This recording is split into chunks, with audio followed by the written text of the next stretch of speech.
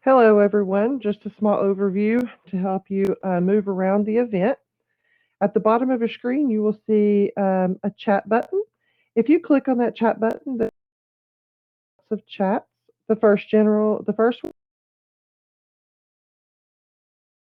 where you will put your hellos, welcomes. Everyone can see your chats and the general chat.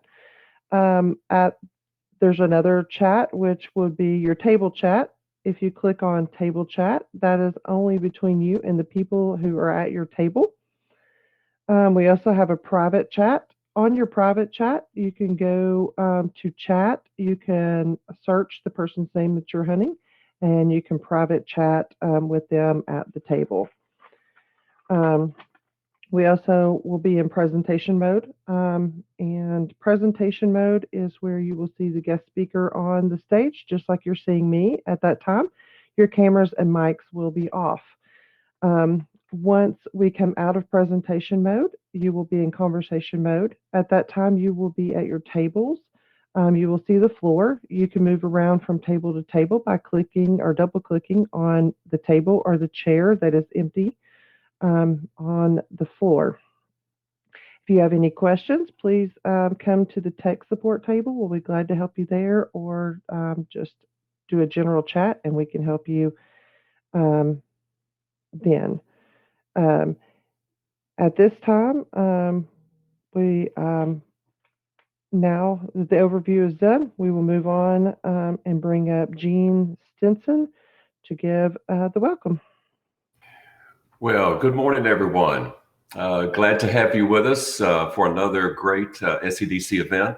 I'm Gene Stinson, president of SEDC. I'd like to welcome everyone here to another great SEDC digital event and our Meet the Consultants, what we're calling Coast to Coast, where you can hear from consultants all across the country and not just one particular city.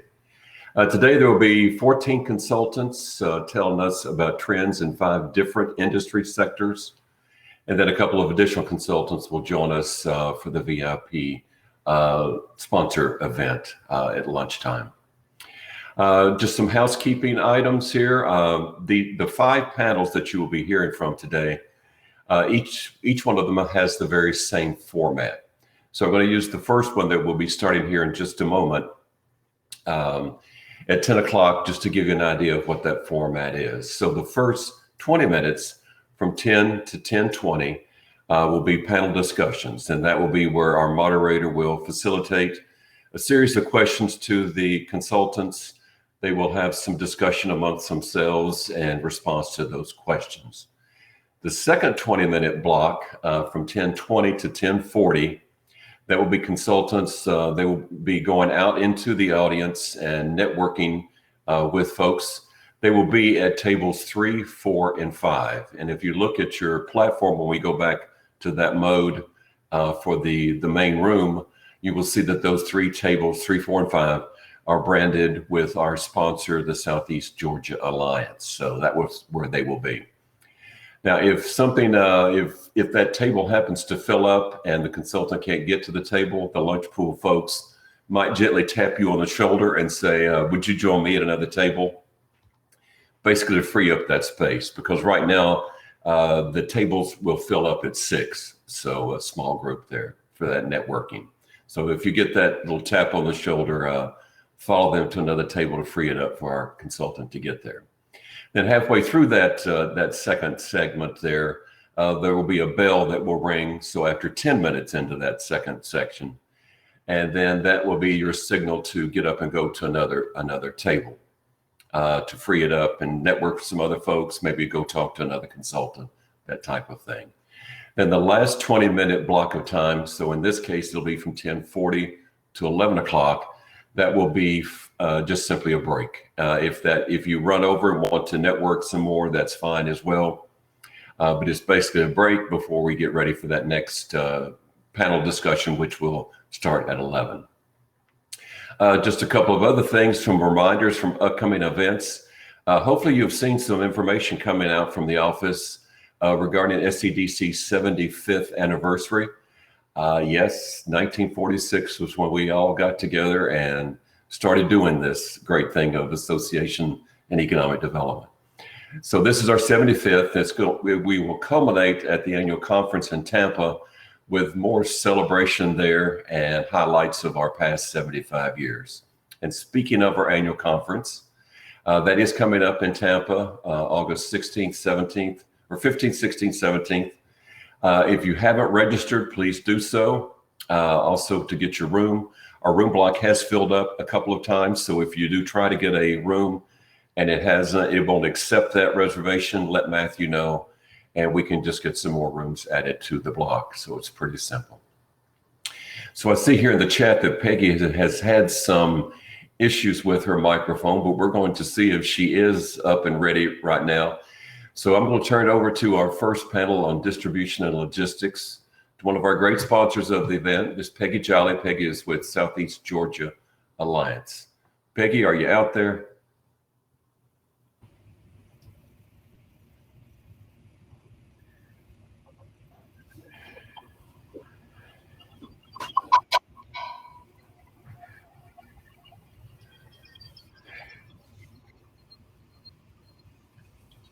So, Bob, how's it going today? Taylor? Hey, good morning. Good morning. So we'll see if Peggy can join us. We can go ahead and get started if y'all want to.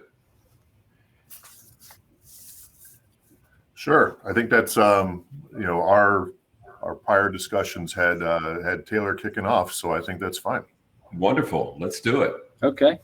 Well, fantastic. So while we're waiting for Peggy to join, I'll go ahead and kick us off here, Gene. And I think from our perspective and from most of the clients and customers we work with, we specialize or see the most of siting some of these distribution projects. And, as I'm sure everybody has experienced over the last year, there's been a phenomenal increase and uptick in distribution and logistics, primarily due to the increase in online shopping with the pandemic and things like that. So, some of the trends and things that we see, particularly as it relates to some of these projects is, number one, they're really, really fast moving, and speed to market is really important for these projects. So I know it's a cliche and everybody's heard this before, but having a development ready site is just more important than ever.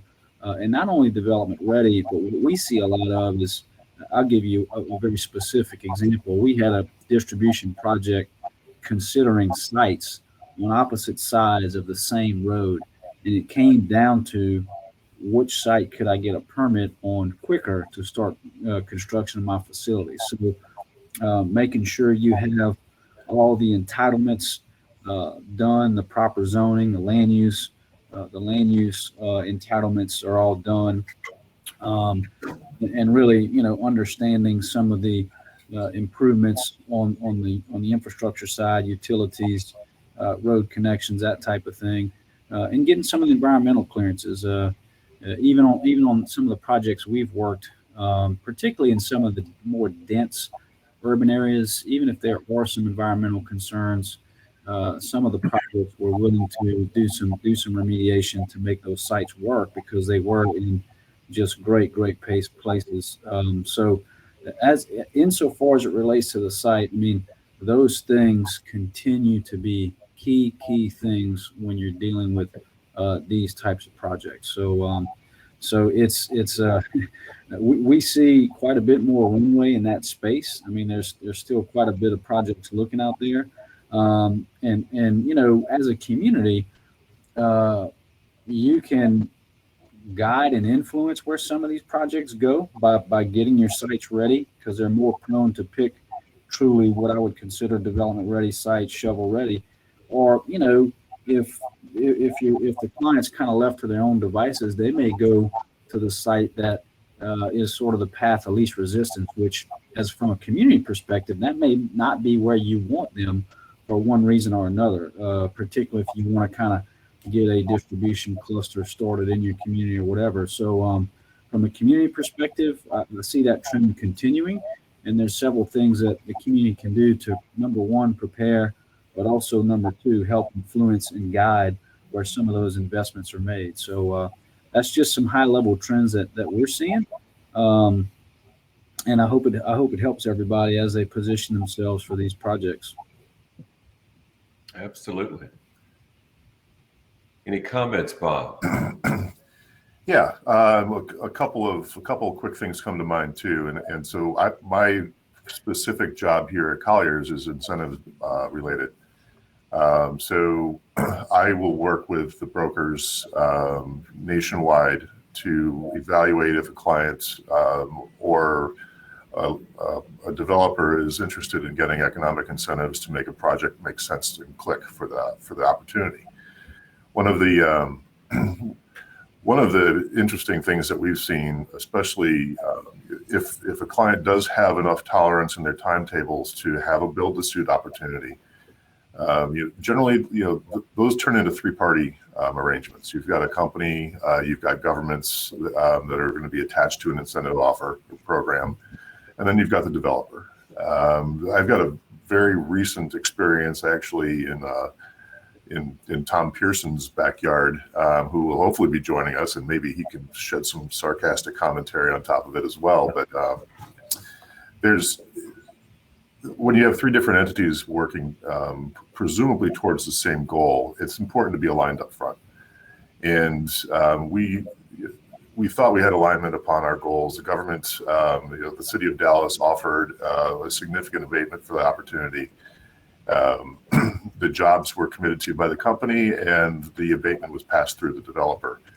But you can just read between the lines there and see that each of those, as the legal agreements get circulated, each one of those, the end game for each one of those entities is different. So part of what I would encourage, and part of my talking points lately, is to, if you do have a three-party arrangement and it is a build-to-suit, make sure that you're working hand in hand up front. This has been a year in the making, and lawyers tend to slow things down a little bit, and so that's just recent experience. So hi, Peggy. Hello. We still have Tom has not been able to sign on, Gene, so struggling. Well, we're just, I know that technology feeling. What have you heard where they are kind of on their questions, Peggy? I could hear Taylor a little bit. Okay. Well, I was also trying to work out what was going on with my computer. So where are we now? Well, there's Taylor's given some kind of opening remarks, just in general trends of what he's seeing, and then Bob has had some comments from the incentive side of what he's seeing as well. Okay, I'm not sure that Tom is going to be able to join us, and I know Taylor, you could address some of the site issues as well. So why don't you hit a little bit on that? Okay, yeah, sure. So, again, just kind of recapping, these projects are tremendously fast moving. And, from what we're seeing, they want to be sort of in the population centers first. And then, as the distribution network gets built out, particularly on the last mile, it'll get to some of the outskirts and less populated areas. And, we continue to see site readiness and development ready sites as being a key driver. And from a community perspective, if you want to influence or guide some of those investment decisions, go out and make sure you have the site with the right land use to host that type of project. Get the zoning entitlements done. Get whatever community approvals you need where it's truly development ready for the project. And then, the infrastructure is important to these projects, particularly road access to utilities, water, power, that type of thing. Those are continue to be key drivers. And, it came down to one particular instance I'll refer to again is on some of these projects, we were literally considering sites directly across the street from each other. and it came down to which site could I get my permit quicker on, and we went through a very detailed schedule exercise where we mapped out how long would it take to get all the permits. And as a community, you guys know your community better than anybody, and mapping out how long it would take to get a project in that space entitled on any given site, it continues to be important. So, we see a lot more runway in that space, at least for the next several years. We have several projects on the horizon, and those projects continue to want to go to communities and sites that are ready for them, have the sites prepared. They have all the utilities and infrastructure they need there, and they're well positioned to serve the end customer, particularly in the last mile space. So that's just a quick bit on what we're seeing about sites for these projects. And Tom was able to join us. Yay, Tom! He's been at this for 30 minutes trying to get in. And I know you were going to talk, Tom, about sites as well. And with your experience of over 1,000 acres in Texas that you've closed deals on, what sites were the most appealing and why? Yeah, well, missed the other gentleman talking, so hopefully there's not going to be much overlap here. But we've spent most of our time really working in this major market of Dallas-Fort Worth, which is, most of has been probably number one in new construction right now. And so we thought we had a vast supply of land here, but it is quickly getting filled up and by developers to accommodate the demand that we're seeing for major distribution centers, e-commerce, and so forth. But I would say, having worked with a number of EDC directors around the Metroplex, in Dallas-Fort Worth, I think the critical thing is, probably has been said, is having shovel-ready sites available. Most companies, when they're out looking, we found they usually have a timeline that is one that they are committed to, and it will generally, we've seen it, 12 to 18 months out. They don't like to see just a drawing of what could be done with the site. They really would like to see. They want to know that utilities are in place. That's a wrinkle that they don't want to have to deal with, that factor of whether the city's going to put them in or who's putting them in and so forth, and the capacity is there. But buildings are bigger, as we all know, just given what's been going on with COVID, among other things. So we are seeing certainly more demand for larger sites. Generally, I'd say our average site in Dallas-Fort Worth has been probably around 50 acres. To house anywhere from a 1-million-footer all the way to maybe 2 to 3 buildings in the 500 to 600,000 square foot range. So mainly, the infrastructure, the population center, the access to, we've seen and again, I'm speaking of a major market here, like a Dallas or Atlanta. But the three questions I usually get is, they want to be 30 minutes from the downtown area, and in case of Dallas or Fort Worth, or they want to be 30 minutes from DFW Airport, which is a major hub airport in the country, and then they want to see what their labor pool looks like. And those are all, sound maybe obvious, but they are becoming more critical. The power aspect of it, the availability of power, the proximity to that, and as well as maybe backup power. What kind of power grid do you have substations around?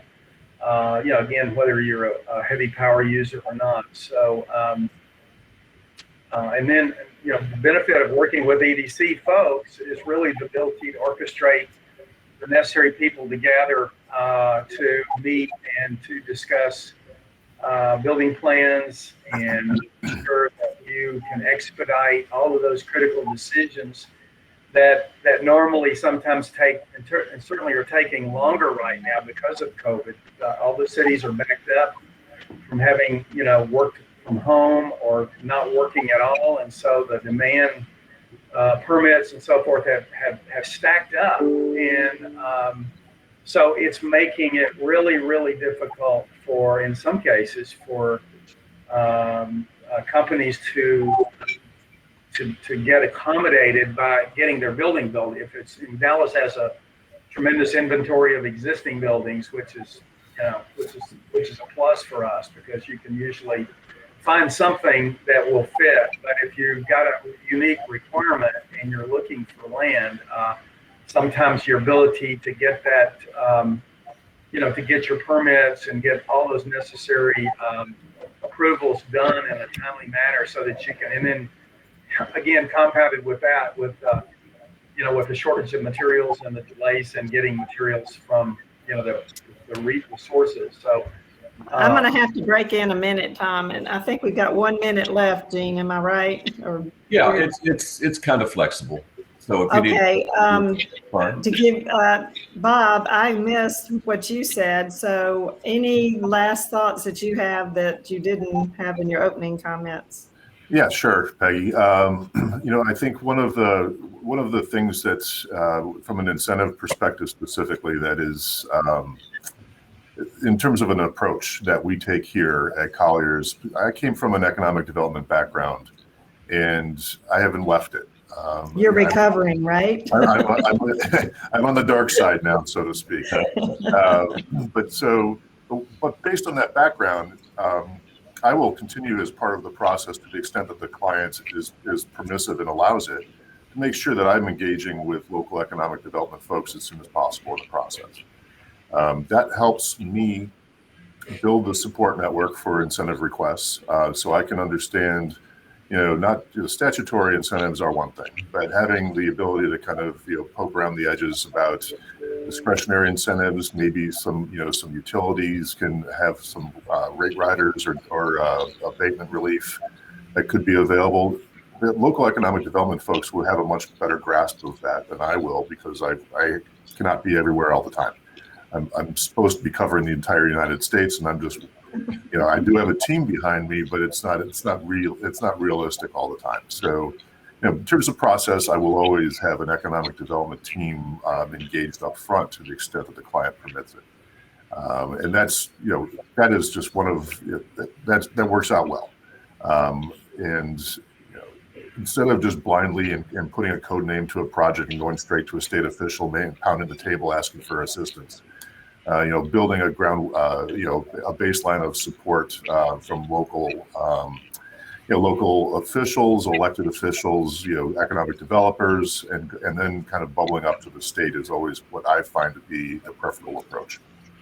And I have always found that myself as well. Taylor, have you got any last comments before we break up into the tables? Yeah, so to me, I know it's cliche, but site readiness to me is everything for these types of projects, and they're always looking to speed the market. And a lot of times, to Tom's point, they're looking at being open for the Christmas season, and they back up their construction schedule from there. So, to land these types of projects and really steer them where you want your community, site readiness to me has been everything in some of these projects. All right, Gene, we ready to split off, or what we do? yeah, the lunch pool people will flip the switch, and we'll all go back out to the tables. Thank you all. Bob, you've got a session on your LinkedIn's site that says you presented on investment attraction on a shoestring that I would love to hear. Yeah, that was last week. That went off without a hitch, but there's also some stories that I shared with a couple of folks about 16 months into this, we still don't understand how to make sure the camera isn't catching things that it shouldn't. Absolutely. All right, thank you all. Thank you so much. Sorry for the problem.